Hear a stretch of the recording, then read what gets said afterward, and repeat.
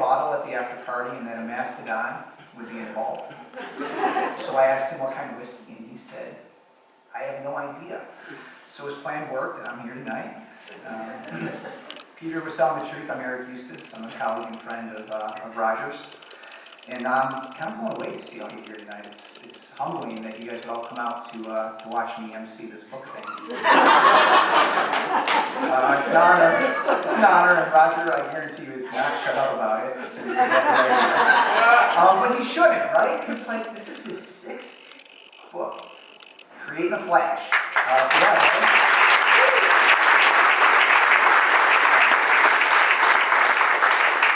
Creating a Flash, Leader's Recipe for Breakthrough Innovation. Pretty awesome title. It's a big deal, and Roger's going to tell us more about that later. I met Roger through interesting circumstances. My advertising agency up at Sea was working with a new client, a successful group of cardiologists and pulmonologists right here in Buffalo, and we were working in a small team to help them further their identity and their messaging. And one of the members of that small team, an amazing cardiologist, a superb human being, I don't know if he's here tonight, Dr. Robert Gatewood, he handed me one of Roger's first books, Why Didn't I Think of That? And me and my team devoured this thing. It was so simple and so profound. And one of my colleagues, Eric, was so moved by it that he reached out on a whim to Roger, and Roger responded, and they agreed to meet. And when I found out about it, I was like, wait a second, I want to go. So we all met Roger at a coffee shop in Williamsville, and that was about 6 years ago. And since then, Roger and I have grown pretty close. I traveled a few times with him to the family farm where he grew up in Bracewell, Colorado. I've spent time with his mother Ruth and his sister Jude, and Roger's taught me a lot along the way about the creative process. Did you know that Roger has taught more people to lead the creative process than anyone else in the world? True. Yeah. So we're fortunate to be here tonight. He's done that as a senior faculty member of the Center for Creativity and Change Leadership at Buffalo State College, which, by the way, I believe is the home of brainstorming. You guys are doing an excellent job tonight, by the way. I feel very good right now. And he also does that through his consulting work with a bunch of companies you probably never heard of, like General Motors and Procter & Gamble and LA Times, Department of Treasury. It's only 4 of them. His client list is ridiculous. If you're interested, go to rogerfirestien.com and check that out there. But I've learned that Roger's not just a brilliant mind and pioneering force in the field of creativity. He's also a really good person who really wants to help people. And he's figured out the best way for him to do that is to teach people like you and I how to be creative on demand. And he's going to do that again tonight when he talks to us about how to conquer what he calls a creativity crisis. So would you please join me in welcoming my good friend and author of Creating a Flash, A Leader's Recipe for Breakthrough Innovation, Dr. Roger Firestien.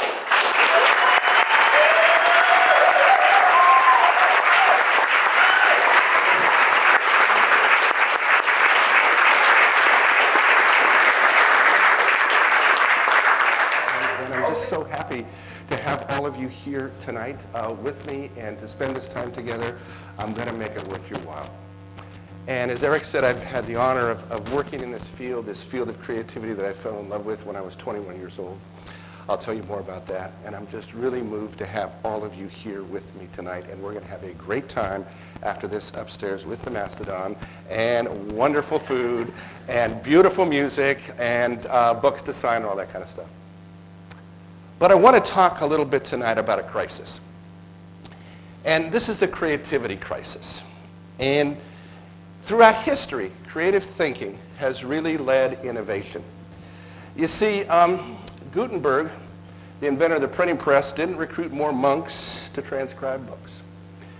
Henry Ford didn't breed a better horse. Steve Jobs didn't invent a better typewriter, and the founders of Airbnb didn't build a single hotel. What these people did was they looked at the world and they saw possibilities where others saw the status quo. They used their creativity to invent a better solution and then put that solution into action. Now, the fact is that we're all creative and we all create in different and valuable ways. And our ability to be creative is what makes us human. So maybe you didn't invent the printing press or the personal computer, but have you made an already tight budget go further? Have you found a better way to feed the homeless people in your city? Have you started a business? Have you failed at starting a business and then started another one that was successful? Have you prepared a delicious meal from the leftovers left in the refrigerator? Have you found a new way to tell someone that you love them? Well, folks, that's creativity. That's it. You see, creativity is the spark that ignites innovation. And there is no innovation without creativity. And that's what we're after in Create in a Flash. And we're going to talk more about that in just a little bit. You know, today we're all connected. Life and work are faster, they're much more complex. And we all know that our world is getting smaller. But our problems, my friends, are getting bigger. You see, there's a storm brewing. And there's a very big storm brewing. There is a perfect storm brewing. And a perfect storm is an unusual combination of events that produce an unusually bad or powerful result. Here's some background on that. A number of years ago, IBM released a study conducted of over 1,500 chief executive officers worldwide. And these CEOs believe that creativity will be the most important competency for future success. Now, that's before integrity or vision or rigor. However, and here's the problem, since 1990, the ability to think creatively is declining among Americans of all ages, especially children. The decline is steady and persistent and it stunts abilities which are supposed to mature over a lifetime. My friends, we are becoming creatively incompetent. So, welcome to the Creativity Perfect Storm. We desperately need creativity and we systematically destroy it. So tonight, we're going to work on that. And we're going to take a look at 3 ways to help you become creatively competent. One is to break habits, which is to see the world in a new way. Another is to make connections, which is the real essence of creativity. And then finally, change the way you view failure. So let's take a look at that. Let's take a look at first at breaking habits. This word is habits. Habits. And I'm going to say a word, and I'd like you to say the first word that comes to mind. Are you ready? Okay, this is yes, this is no, this is I'm unconscious. Yes, that's what we're looking for. Yes, okay. Are you ready? Yes. The word is salt. Very good, nicely done. How about this one? Table. Your day or night? Wait, chair, we got that. How about this one? Day. Superb. I think that's slide. What do you think? All right, would you do this, please? Would you just clasp your hands in front of you? Would you notice which thumb is on the top, please? Which one? Left? Right? Good, we have controversy. Excellent, great. Okay, now as you completely unclasp your hands, and now as you reclasp them, this time with the opposite thumb on the top. How you doing with that? Doing okay with that, Christine? Okay? Yeah, you got it. Okay. Let's just try this one. Just cross your arms in front of you. Nice and comfortable. Okay, just kind of make it, just stick it in comfortable. Would you notice which arm is on the top? Which one? Left? Right, good controversy. Once again, now as you completely uncross your arms, and now as you recross them, this time with the opposite arm on the top. Yeah, some of you look a little bit like my friend here. Okay, well, let's see. We've checked your word association, and we've checked your motor coordination. Let's check your addition this evening, okay? Oh, yeah, right. The financial people are going, yeah, I can handle this, okay? I'm going to put some numbers up here on the screen. What I'd like you to do is I'd like you to sum those numbers together in unison out loud. Fair enough? Okay, so here's the first number. Oh, that's nice, but come on, you're here for a party. Come on, everybody together, come on. Okay, now like you really mean it, come on. Now like you really, really mean it, come on. Excellent, add this number to it, please. 2040, 2040, 2070, 3070, 3090, 4090, 5000. Excellent job, good. My accountant's in the front row. What's the answer to that? What do you need it to be? I heard 5,000, right? Yeah, I actually heard a couple of 6,000s. All right, well, here's another answer you might want to consider.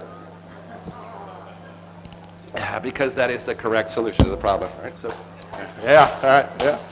Okay, well, let's just take a look at that. Last known piece of data we all agreed on was 4,090, right? You add 10 to 4,009, you get 4,100, not 5,000. So what did I do to you? I tricked you. Yeah, in about 7 seconds, I got inside of your head. I set you up into a pattern. You expected to increase by 1,000 each time. When that novel piece of data came in, you made it fit the pattern. Now, I'm not going to tell on you folks, but I will tell on a few other folks. Heads of consumer products groups all say 5,000. Automobile manufacturers in Detroit all say 5,000. Deans of colleges and universities argue whether it's 6,000 or 7,000. And then they debate the philosophy behind that, all right? There's only one group of people that this doesn't work on. Who do you think it is? Kids, you're absolutely right. About fourth graders are too busy. I had to one carry the 5. You have the 4, 7, 119, right? They haven't developed the habits that allow them to be very, very efficient. And also the habits that allow them to fall into traps sometimes. And many of the habits that most of us have is to take the first idea we come up with and run with it, even if we run right off the edge of a cliff sometimes, because having a problem is so uncomfortable for us. And what we've been taught as good students, as good managers, as good employers, as good supervisors is, there's usually one right answer for solving a problem. And the quicker you get that answer, the smarter you are. But I'd like you to consider the possibility that sometimes it makes a lot of sense to come up with a number of answers to solve the problem. Then you can pick the best answer. I'd also like you to consider the possibility that sometimes the problem that you're presented with isn't the problem at all, and it might make a lot of sense to redefine what that problem is. And we spend a lot of time in Create in the Flash talking about that. Because creativity isn't just coming up with ideas, it's redefining the problem. It's looking at the problem from an entirely different way to create a breakthrough in that way. So how do you deal with a habit that's not too effective for you? Well, my psychologist friend said that the best way to deal with a habit that's not working for you is to replace it with a habit that is working for you. So next time, if you have a tough problem to solve, I'd like you to consider, if you would, some creativity habits. Some creativity habits. Ask yourself, how else can I do this? Ask yourself, what if? Ask yourself, how can I use something that doesn't fit with this at all? And the bottom one down here, how can I use something that doesn't fit with this at all, is making connections. And that's the whole essence of creativity, is connecting things in a different way than we might not have considered. So why use creativity habits in the first place? Well, as the philosopher Socrates was once paraphrased as saying, when you always do what you've always done, you always get what you always got. I'm just running that by you again. When you always do what you've always done, you always get what you always got. Now, if you like what you're getting, that's terrific. But if you want to make some changes in how you're running your businesses, if you want to make some changes in how you're running your schools, if you want to make some changes in how you're teaching children, if you want to make some changes in how you're working in the community, that might be some reasons to consider some creativity habits. Oh, and by the way, this one doesn't work for you. I'd like you to try this one on for size. The definition of insanity, doing the same thing over and over and over and expecting different results. Sometimes a picture works better to illustrate this. And so, I know, can you guys see if there's a car in the water over there? See if there's a car in the water? Yeah, sure. Get in the car out of the water. In the car out of the water. Ooh, bad. Bad. So what do? Get a bigger train. Absolutely. There we go. Okay, yeah, okay. Yeah. Yep. Mm-hmm. Yeah. Mm-hmm. See something coming here? Yeah, I can feel it. It's just coming on here. Yeah. Ooh. Doing the same thing over and over and expecting a different result. Okay, so first thing to help you become much more creatively competent is take a look at those habits that you're doing and learn how to break those habits. Do some things a little bit differently. Next one is to make connections, which is the real essence of creativity. And the writer Stephen King has this phrase, and I love what he had to say about this. This is in his book on writing, where they actually got Stephen King to talk about his process of writing. And I came across this passage, and it just absolutely nails it. And King says this. He says, let's get one thing clear right now, shall we? There is no idea dump, no story central, no island of the buried bestsellers. Good story ideas seem to come quite literally from nowhere. Two previously unrelated ideas come together and make something new under the sun. And that's the essence of creativity.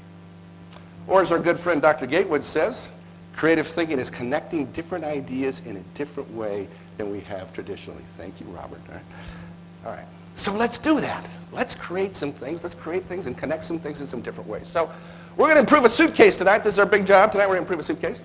So this is audience participation time. So what ideas do you have for improving a suitcase? What do you got? Self-rolling. Good. What else?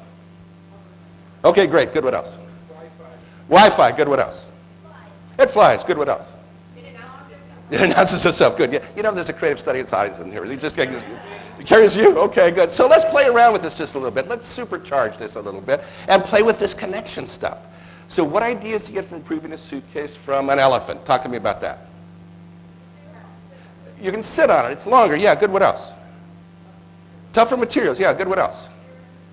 It remembers what you forgot. Hey, remember the shaving cream, would ya? You're about to run out. What else? It stabs people. Get away from that suitcase. Right, okay. Well, here's some ideas that folks have come up with. Make the suitcase bigger. Make it cheap so you can buy it for peanuts. Make it into a trunk. Make it big and ugly so nobody's going to steal it, all right? So let's play around with that just a little bit more. So what ideas do you get from improving a suitcase from a telephone? Talk to me about that. A key lock on it. Good. What else? It checks itself. Yeah, good. What else? It finds your suitcase. Good. What else? It has memory. Yeah, good. What else? Calls you when your flight is late. Good. Okay, excellent. Good. Here's another one. What ideas do you get from improving a suitcase from a bowl of grapes? What do we got? A cooler in it. Good. You can attach a bunch of them together. Good. What else? Wine. Yeah, wine. Yeah, absolutely. Yeah. Good. What else? It always smells good. Good. What else? Change the color. It's what? It's what? You got a whole bunch of them, put them together. Yeah, okay. So here's another one. What ideas do you get from improving a suitcase from a sports car? Talk to me about that. Sleek lines. Yeah, good. What else? Shiny. Yeah, good. What else? There you go. Good. What else? Electric motors. Good. What else? It goes 180 miles an hour. Yeah, okay. It's got headlights. Yeah. So well, here's something. There you go, Corinthian leather, yeah. So have you guys seen this, the scooter suitcase? Isn't that cool? Yeah. Here's another one, I kind of like this, the ride-on, carry-on. It makes travel a breeze, yeah. Do they make those for adults? You know, wouldn't that be great? Just start me.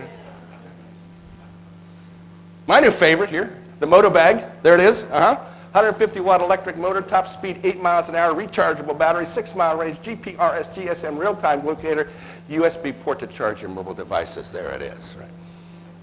Okay. So let's talk a little bit more about making some connections. So here's a story about making connections. What do you think sneakers and waffles have in common? What's that? The tread. You're absolutely right. Yeah, and here's the story behind that. One summer Sunday morning in 1971, Bill and Barbara Bowerman were fixing waffles for breakfast. Bill, the head running coach at the University of Oregon, was bemoaning the fact that his runners didn't have track shoes that could grip the new artificial turf. Now, having coached 33 Olympians, he was already on the lookout for better athletic gear. In the 1950s, he co-launched a company to import lightweight running shoes from Japan. He even had a lab in his house where he could experiment. Now he was looking for a tighter, faster shoe, one without spikes that could still grip the new running track. At that moment, Barbara pulled a waffle off the hot waffle iron. Staring at the waffle, Bill suddenly made a connection. The grid pattern on the waffle might just create the perfect grip for the side of the running shoe. He grabbed the waffle iron and ran to his lab.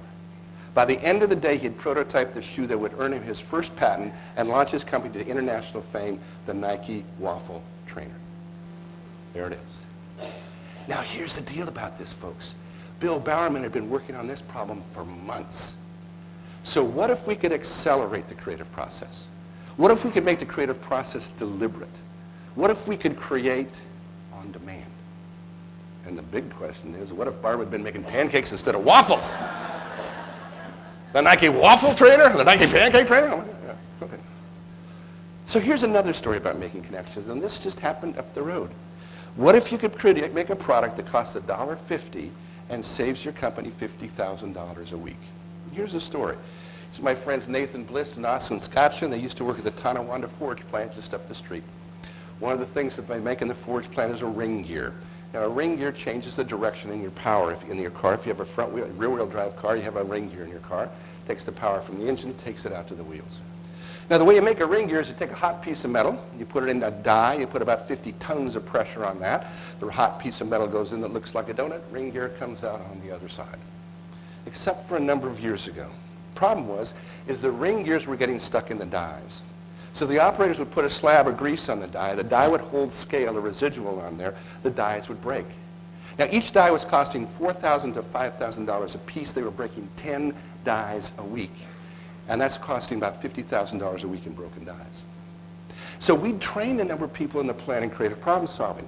So at the end of the shift one day, Austin and Nate got together some folks that had been trained in creative problem solving and pulled them together to work on the ring gear problem. And they found anybody who was available. So they had some operators, they had some administrative assistants, they had some engineers in there, they had some salespeople in there, and they posed the problem of how do we prevent the ring gears from getting stuck in the die? And they started to generate some ideas. And what we say in this creative process is you generate 25 or 30 ideas for solving a problem. And then you add some things on there in case you get stuck. Well, as they were moving along, they found that they kind of got stuck. And so they tried some forced connections there. And there was a gentleman in the group, and he said, you know, my wife's got this vegetable product. It's called Pam. You know, when she sprays it on the pan, the vegetables don't stick to the pan. What if we sprayed the ring gears with Pam? Well, there's a chemical engineer in the group. He said, well, you know, Pam probably won't work. He said, but you know, some Penfield oil number 10 and some number 8 soap just might do it. So what they did, they got so excited about this, is half of the group got into their cars, got into their Chevrolets, drove down to the parking lot, drove down to the Kmart, they bought a $1 spray bottle. The other group went and put together the solution. A $1.50 solution, they sprayed on the dies don't break, and it saves $50,000 a week. Not bad, $1.50 saving $50,000. So the question is, how long did it take for them to come up with that idea? About 30 minutes, right? Now, in creating a flash, one of the things we talk about is a recipe for innovation. Because one of the things that we've been able to discover through the work of the pioneer Alex Osborne, who had invented brainstorming right here in Buffalo, through the work of the Center for Creativity and Change Leadership, where there's a process for creativity, there's a process for innovation, just as there's a process or there's a recipe to cook a great meal, and that's the premise on what Creating a Flash is founded on. So let's take a look at how well they followed that recipe. When we talk about creative problem solving, the first thing we talk about is clearly defining what the problem is you want to work on. Because as I mentioned earlier, oftentimes the problem, what you think is the problem, isn't the problem at all, and it makes a lot of sense to redefine what that problem is. So they had a really clearly defined problem, how to prevent the ring gears from getting stuck in the die. They generated lots of ideas. They came up with at least 30 or 40 ideas. Then they used some forced connections to supercharge that process, so their connection was the PAM connection that provided the breakthrough. Now that's the technical side, but there's some other things that were going on. You see, leadership in the organization was really on board for solving the problem and using creative problem solving to do it. They were blowing $50,000 a week, big problem. And everyone in the group was trained in creative problem solving. And folks, it was about a 3-hour training, that was about it. So that is the power of deliberate creativity. That is the power of using a tested recipe to innovate, and that's creating in a flash. Well, thank you. Thank you. I'm not even done yet, you clapped. Thanks, guys.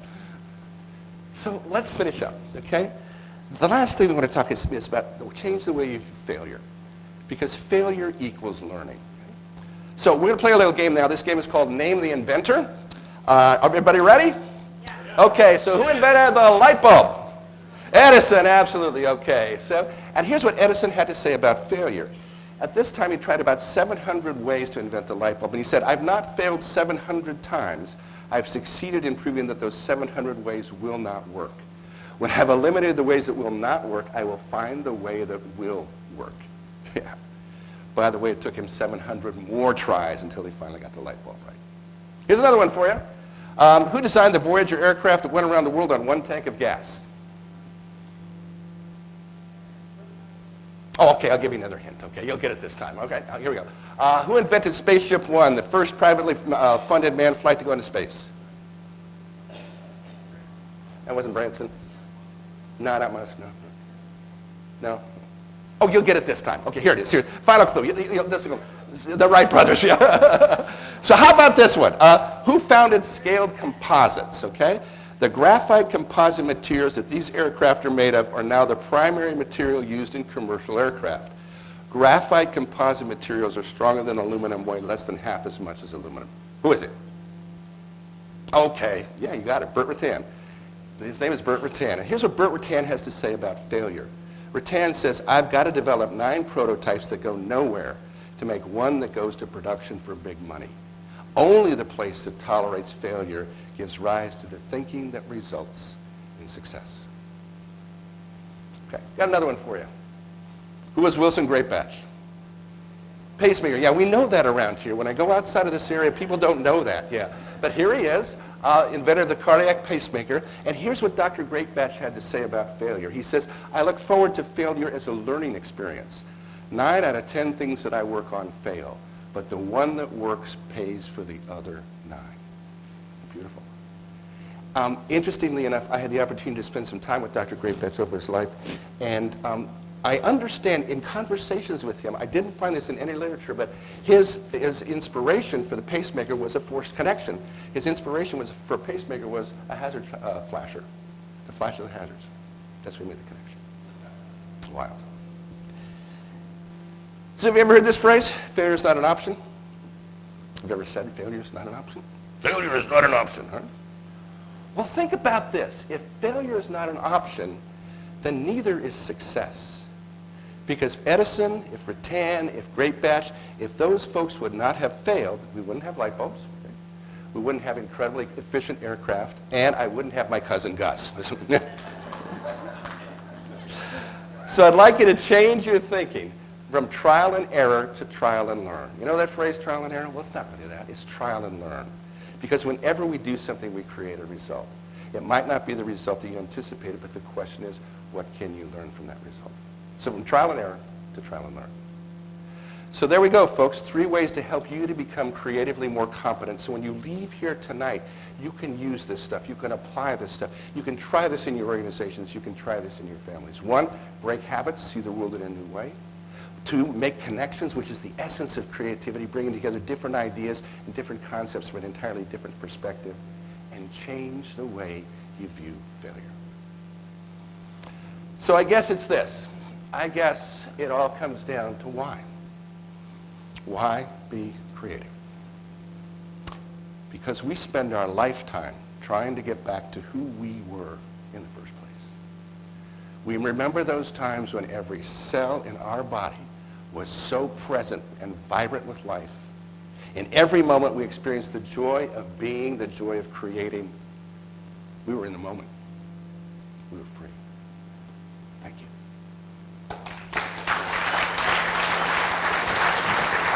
Thank you.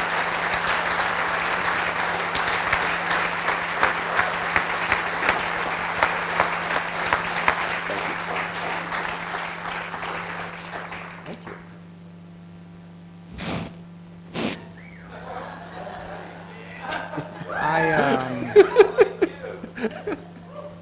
Yeah, I did not know that was going to be up there. It's sassy. Look at that.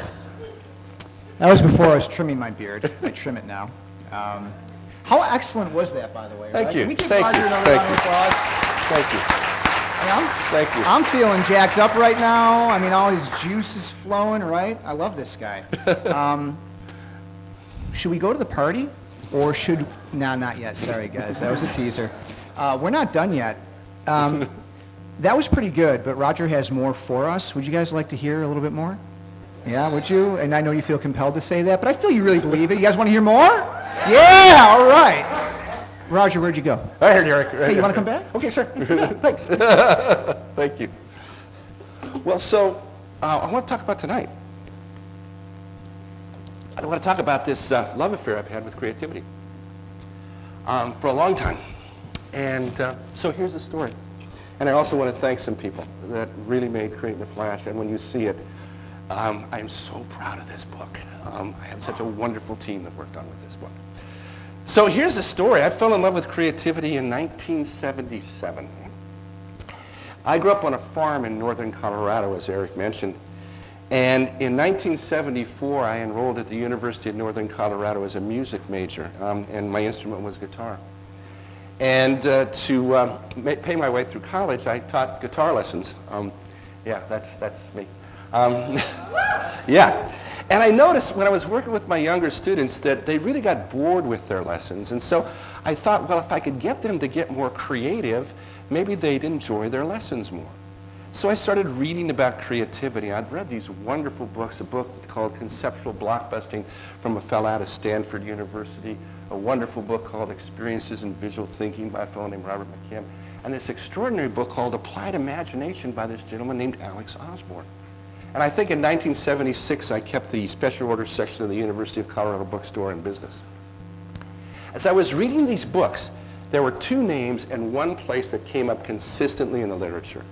And those two names were Dr. Sidney J. Parnes and Dr. Ruth B. Noller, and this place called the Interdisciplinary Center for Creative Studies at the State University College at Buffalo.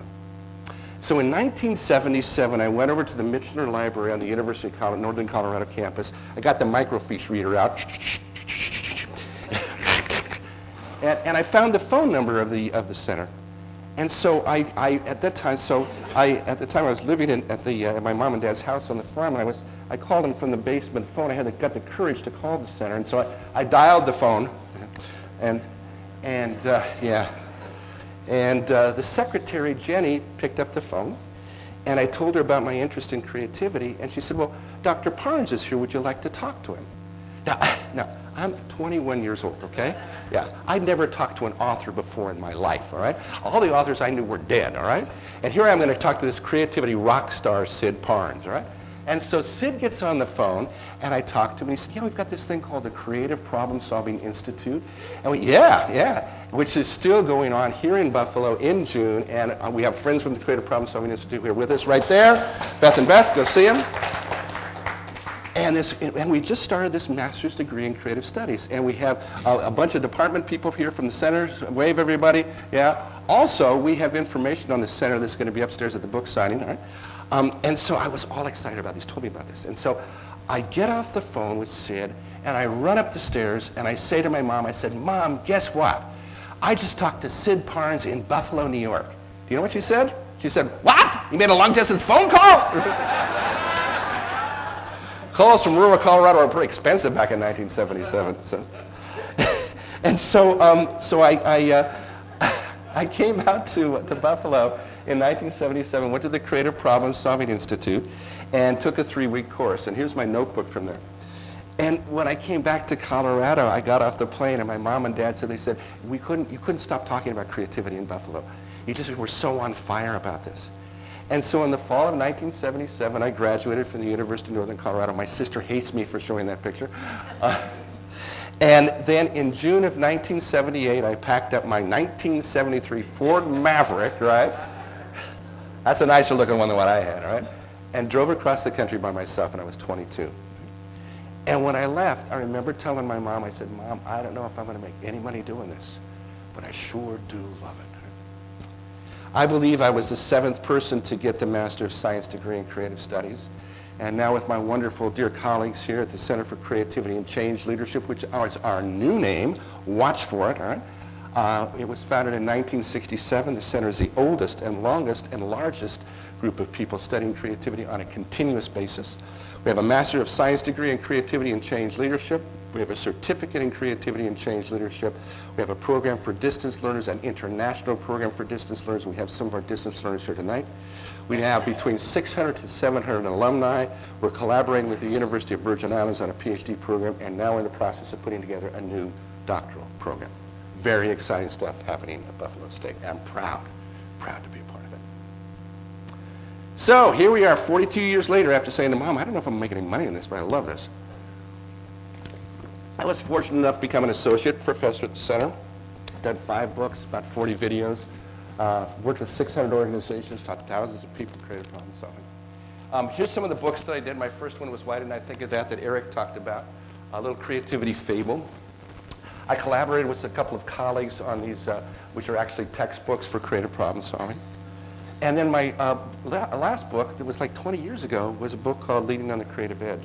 It was a hardcover publication, major publisher. And I hadn't written for about 20 years. And so here's how this book started. So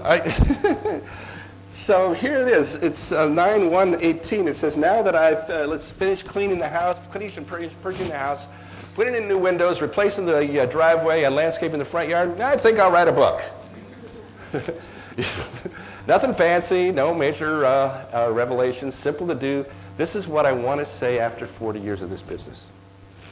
And so here we are, 1 year and 19 days later. Right? And here was my vision for the book. My vision for the book would be a book my dad would read. I'll talk with you a bit more about that in a minute. Lots of pictures, beautiful, full color, short chapters, practical and useful. It's not an academic focus, but it's really strongly research-based. You'd smile when you read and turn the pages. And it's a book designed for any kind of leader who knows that to grow, they need to learn how to create ideas on demand. So when Leading on the Creative Edge came out, I was really excited because it was this hardcover book, and I got it out to Dad. I was talking to Dad on the phone one day, and I said, well, Dad, what do you think of the book? He goes, well, it's pretty good, but I fell asleep after the first 25 pages. Where are the pictures? Where are the pictures? Good point, Dad. So here's the thing about my dad. My dad was a farmer, okay? My dad was visual. He could see anything. My dad could plant corn rows so straight you can shoot an arrow down on them and not graze a leaf, right? That is if you were a good shot. So he loved pictures. We got a lot of pictures in this book. And so here it is. It's upstairs, okay? It's 141 pages. It's full color. Lots of pictures for Dad. Thank you, Dad. All right. You can read it cover to cover. But we have also done 20 videos that supplement the book. I didn't want to make a textbook, but I knew there were some things in there that I really needed to explain. So one beautiful day in February in Buffalo, it was beautiful, we shot about 14 videos from this. I want to tell you more about that later. And then we have these little sections called FYI, for your innovation. And these are stories designed to give you a real concentrated jolt of creative inspiration. So when you look at the book, you can just read a couple pages if you want to. You can flip around in it. You can watch the videos, right?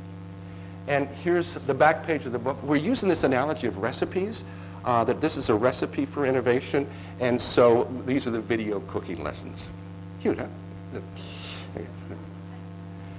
As I mentioned, in February, we had this wonderful group of people that we brought together to do the video, and here's the Create in a Flash video cast. I want to thank Sam and Salaka for using his office, and the wonderful people from the video cast. You guys see, if you're here, just wave your hand, okay? There they are. Yeah, sorry. Yeah, hey.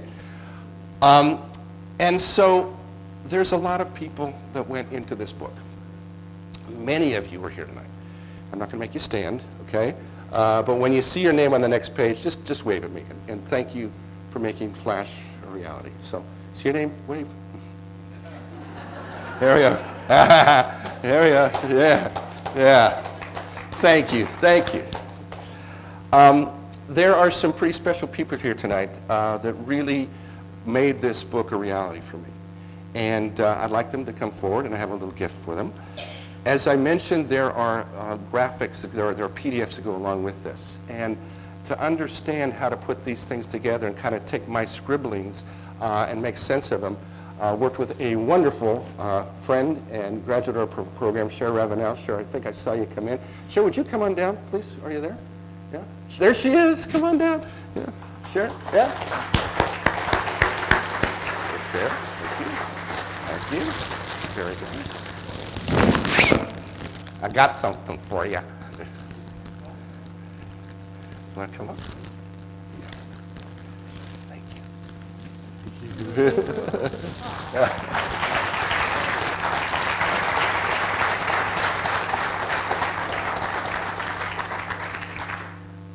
Yeah, I wrote it to you. Yeah. I signed it. Yeah. The videography that was done with this, and you're going to see some of the videography tonight. You never see his face, so you always see the back of his face. Dan Richardson, would you please come up? Okay, I have something for you. Where's Dan? There he is. Thank you. Dan and I had many travels together, and we've done how many videos now? About 30, something like that? Oh yeah, lots. So Dan, thank you so much. There's a book for you, and a little something for those. Thank you. Thank you, Dan.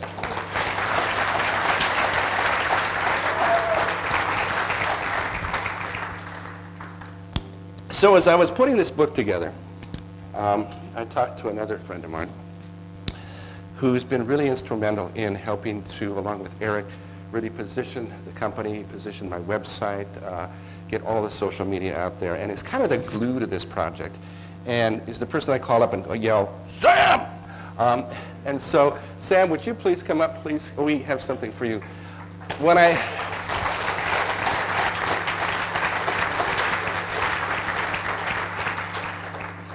I asked Sam, I said, I really need some terrific people to work on this. Sam said, I think I know the people for you. Glad you got my title right. Exactly.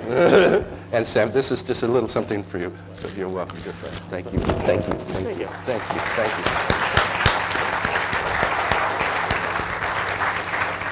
Sam runs the brew room, best SEO guy in Buffalo. All right. Take a look at my website, you'll see. So thank you, Sam.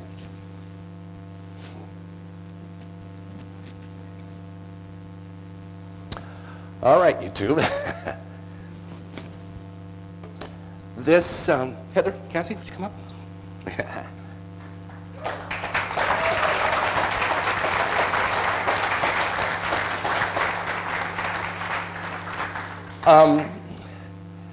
Working with you, too, has been an amazing, amazing creative experience, one of my highlights of my career. And I just want to thank you for all of your great work and all of your wonderful work. So, and we have something for you. Yeah, this is for Cassie. This is yours. Here, thank you. Yeah. And I give you a book, too. So, there you go. Thank you. Thank you so much. And a round of applause for them. And here they are at work.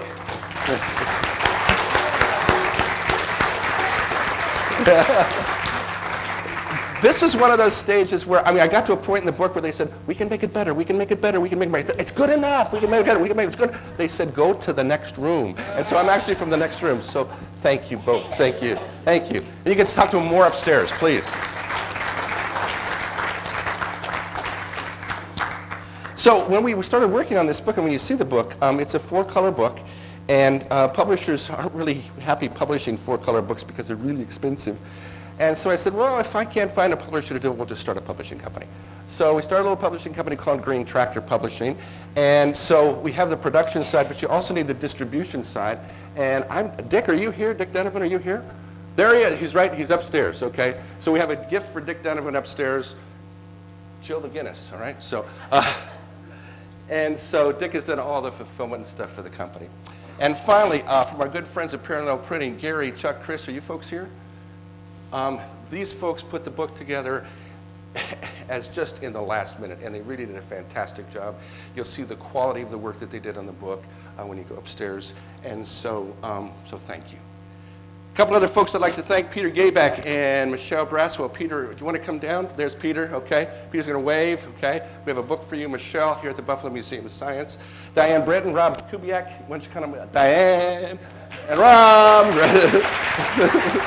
Diane, give Rob a book. Right, there you go. So, all right. Now, I want to talk with you a little bit about the videos. The 20 videos that accompany this book demonstrate various steps in the creative process. But the other thing was I interviewed people that are using creativity in their lives and in their organizations. And so some of the folks that I interviewed was Jane Fisher, who did Innovation in Economic Development, Mary Bennett, Innovation in Education, our good friend Eric Eustace here, Innovation in Business, Phil Kepler, Innovation in Agriculture, Jack Ledwin at St. Joe's University Parish, Innovation in the Church, and our dear friend Robert Gatewood back there is Innovation in Medicine. I want to give you a sample of some of the videos. I'm not going to show you all the videos, but I just want to show you one video here, and it's about 4 minutes that really kind of, I think, gives you the whole essence of the whole creative process and what we're talking about here. Here we go.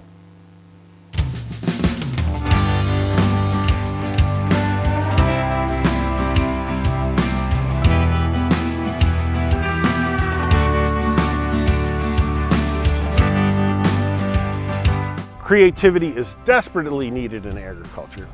There's too much of this, of the wine cellar mentality, always complaining about too hot, too cold, No. Stop the complaining. Let's focus on solutions. Let's be creative. That's what makes things work. It could be used on every farm in this country. Meet Phil Kepler, partner in S.K. Herefords. S.K. Herefords grazes approximately 400 cattle on 500 acres of land near Medina, New York. Phil took one of my creativity classes at the International Center for Studies in Creativity at SUNY Buffalo State. What was it like to be in the class? The whole mindset changes. It just clicked, and it's so much fun, and you're working with all these high-powered people, and the whole thing, the energy just gets flowing, and the juices gets flowing, and you just think about what I should do. What were some of the things that you took from the class?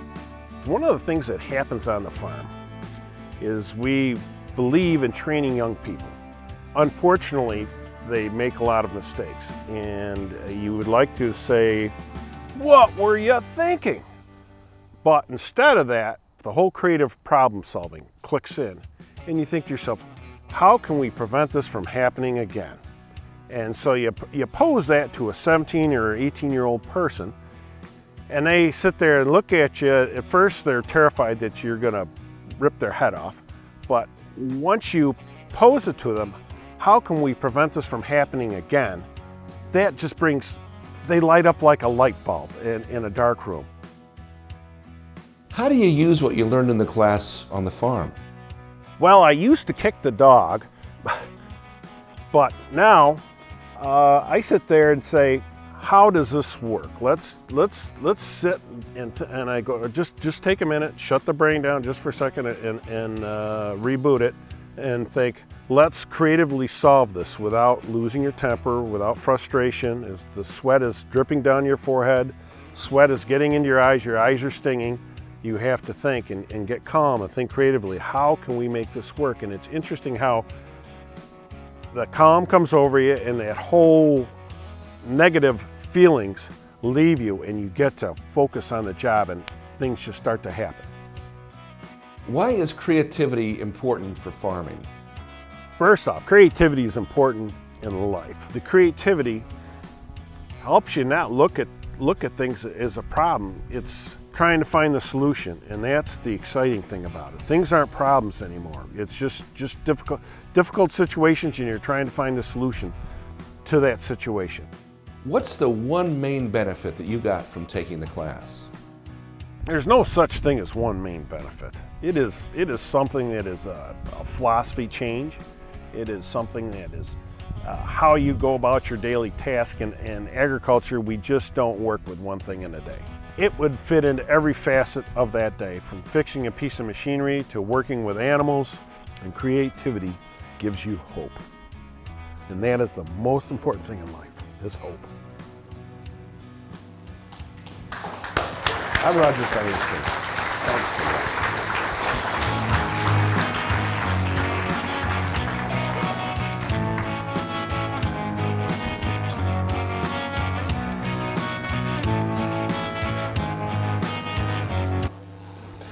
Yes. Well, I don't think I could say it any better.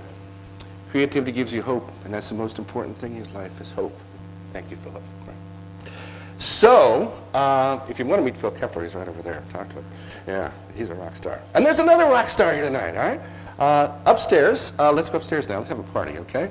Bobby LaBelle and friends are going to be up there. Please go up to the second floor balcony. We're going to have a wonderful party. Bobby's going to be playing. I'm going to be sitting in later. I can't wait. It's going to be so cool. Yeah, and I'll sign some books for you. So let's adjourn to upstairs, and thank you so much for being here. Let's have a party. Thank you. Oh, thank you. Thank you. Thank you. Thank you. Thank you. Thank you. Thank you. Thank you.